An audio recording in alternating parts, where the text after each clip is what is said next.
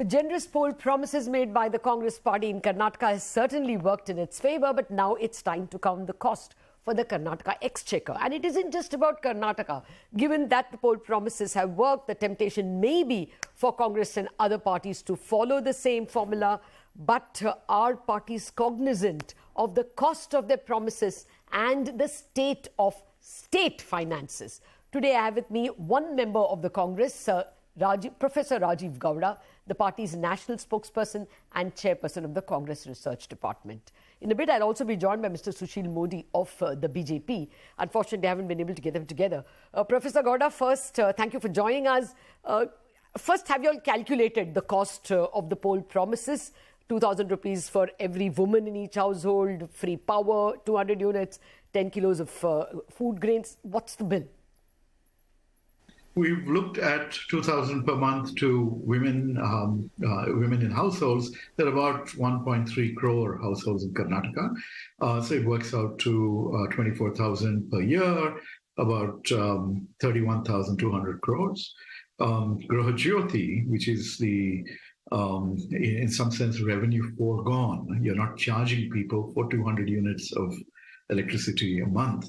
A lot of people actually only use about 50 to 70 units. So the overall cost of that would be about 5,000 crores. Annabhagya is a continuation of a program that we had launched during the Siddaramaiah government, where we were providing rice to families at a low, very, very low cost. And now we're talking about 10 kgs. So if you take 1 crore families below the poverty line, average 2.5 people, 10 kgs of grain. So basically about 4,500 crores there. Now, the unemployment benefits. Yes. There are about 5 lakh unemployed youth, according to the CMIE data. Now, you must remember that this is, in fact, it's even worse because unemployment measures those who are looking for a job. Actually, if you look at what's happened in Karnataka over the last few years, you've seen the labor force participation rate drop from 50% to 38%. People are so discouraged, they're not even trying, they're not even looking. And so we really have to do something like this to help people, graduates and diploma holders and others to pick themselves up and find a job. And so that's about, say about 27,000 rupees per for about 500 crore people, not even 500 crore, 0.05 crore people, so about 1,350 crores. And then free bus travel in public transport for women. If you say 27 rupees per passenger, about 25 lakh passengers per day across all road transport corporations, you're probably looking at about 2,500 crores. So everything works out to a total of about 45,000 crores. Now, before you ask me further questions, let me remind you about something called Kinesian Economics, where we put money in the hands of people when they're hurting. That ends up creating a multiplier impact when they spend that money, and that generates growth in the economy. And Karnataka has always been a fairly high growth economy. I think we've also managed our fiscal resources very carefully over time. The last budget, the FY24 budget, was actually a revenue surplus of about 400 crores. But the fiscal deficit is a little over 60,000 crores, and that's 2.6% of the GSDP of Karnataka. Now, will you not cross that 3% Lakshman Rekha with this added 45,000 crore? Yes, we will get very, very close to doing that. There are ways of managing, I'm sure. But the basic point is these are all measures that are absolutely necessary. These are, you said we're being very generous in our promises. We are being empathetic. We are paying attention to people's pain, and we are working to alleviate that pain. No, I take your point, sir. I mean, nobody can argue against empathy. But the point is, you can only serve what is there in the pan. And hence the question, Karnataka is actually the richest large state.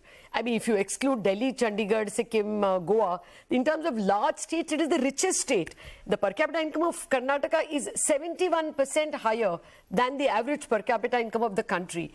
If you go with this kind of promise platform in Karnataka, should we expect that Congress would be even more generous in Chhattisgarh, Rajasthan and Madhya Pradesh, who are also going to the polls in a few months? And there, the per capita income is lower than the national per capita income. Should we see a, block copy over there?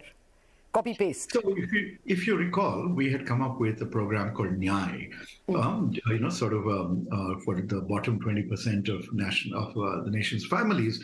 We had proposed to give them 72,000 rupees per year, 6,000 rupees per month, and that we were not able to implement because we did not come to office in 2019. But these are all, in some sense, reflecting the spirit of Nyai, the spirit of inclusion that we want to emphasize. And so we reject the term freebie. We think of these as investments in our people's all-round health and welfare. You probably will see similar programs attuned to the realities of each state and their own fiscal bandwidth as well. I come back to the point that we can, we have to cut the shirt according to the cloth we have. And in Rajasthan and other states, there is also the preference for the old pension scheme. That would bring its own expenses in the years to come, if not immediately. IRDA has clearly said they are not going to release the money that's already been put in the new pension scheme, which means, okay, you may get some relief now, but that expense will also come in. And plus these expenses, there are power problems for the MP state and Rajasthan. At least Karnataka doesn't have those problems. You can only do that much in a 3% fiscal deficit. So do you think that you are endangering the fisc in the states?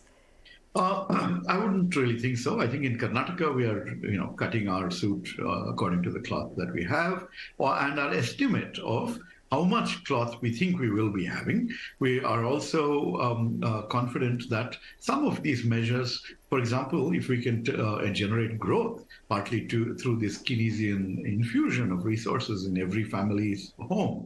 Just imagine if the rural economy picks up, the rural demand picks up.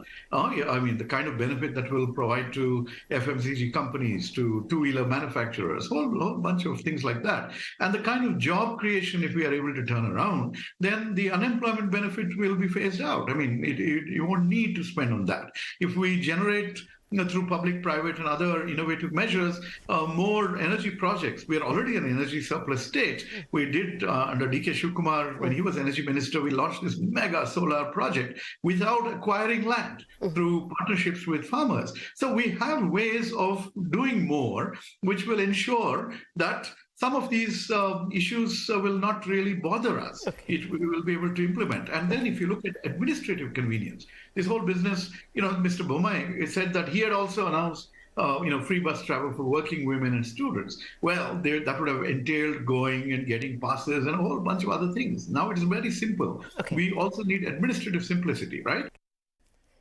Yeah, that's very considerate, Professor Gowda, but I'm not sure it's affordable. But thank you very much for your quick word. We have to take a break, and thereafter, Mr. Sushil Modi, the Rajya Sabha MP and former Deputy Chief Minister of Bihar, senior BJP leader, joins us.